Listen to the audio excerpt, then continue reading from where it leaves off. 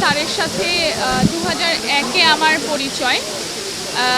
2001-এ উনি যখন স্ত্রীপত্র বানাচ্ছিলেন তখন বিন্দু চরিত্রের জন্য উনি একটা শিশুশিল্পী খুঁজছিলেন, তখন স্যারের সাথে পরিচয়। এবং তারপর ওনার সাথে একটা ঈদের মানে ওইটা শেষ হয়ে গেল, ওই কাজটা করার পর উনি মানে শিশুদের জন্য একটা ঈদের অনুষ্ঠান করছিলেন, সেখানে আমি উপস্থাপনা করার জন্য গেলাম। তো তখন হুট করে ওই পারুলের মতো করে একটা ডায়লগ বলার কারণে স্যার বললেন তুমি কি এই ভয়েসটা করতে পারবে। তো তখন গিয়ে আমি 2003 বা 2004 থেকে পারুলের ভয়েস দেওয়া শুরু করলাম। ওইটা রেগুলার চলছিল, মাঝে আমি পড়তে গেছিলাম 2 বছর, তখন ছিলাম না। বাকি এই লাস্ট এপ্রিল অবধিও আমি পারুলের কণ্ঠ দিয়ে আসছি নিয়মিত বিটিভিতে। স্যারের সাথে আসলে একটা আত্মিক সম্পর্ক, একটা পারিবারিক সম্পর্ক, মানে একটা জায়গায় আপনি 25 বছর গেলে একটা মানুষের সান্নিধ্য পেলে, তা আমার তো জীবনের মানে 90% সময়ই আমি স্যারের সান্নিধ্যে কাটালাম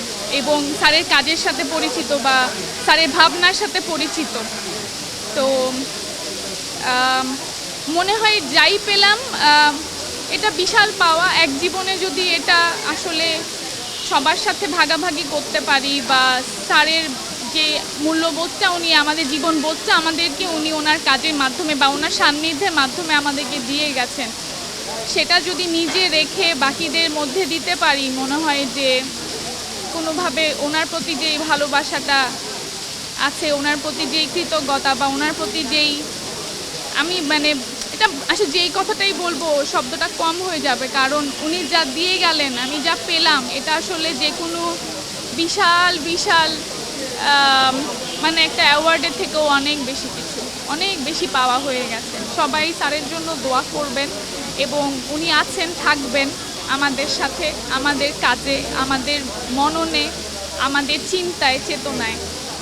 ওনার যে মূল্যবোধ উনি ওনার কাজের মাধ্যমে আমাদেরকে জানিয়ে গেছেন, সেগুলোকে আমরা যেন সবাই ধারণ করতে পারি, তাহলেই উনি আমাদের সাথে থাকবেন। কণ্ঠ দেওয়ার স্মৃতি হচ্ছে গিয়ে, স্যার তো আসলে ওইটা তো আসলে নর্মাল কণ্ঠ নয়, ওটার জন্য চর্চার বিষয় আছে। স্যার অনেক ধৈর্য ধরে আমাদের সবাইকে, শুধু পারুল না, যতগুলো চরিত্র আছে সবগুলোর কণ্ঠের ক্ষেত্রে উনি আমাদের সবার প্রতি যত্নশীল ছিলেন।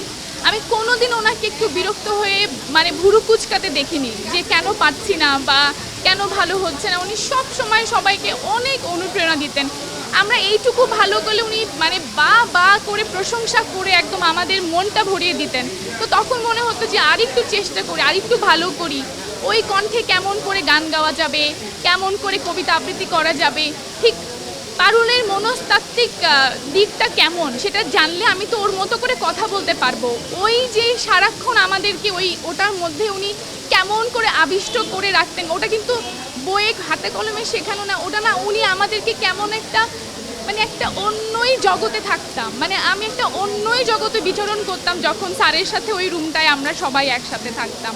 যে স্মৃতির তো আসলে শেষ নাই, মানে কতগুলো 25 বছরে কতগুলো দিন ওনার সাথে কাটানো, কতগুলো ঘন্টা, মানে সেই সকালে শুরু করতাম, সন্ধ্যা হয়ে যেত।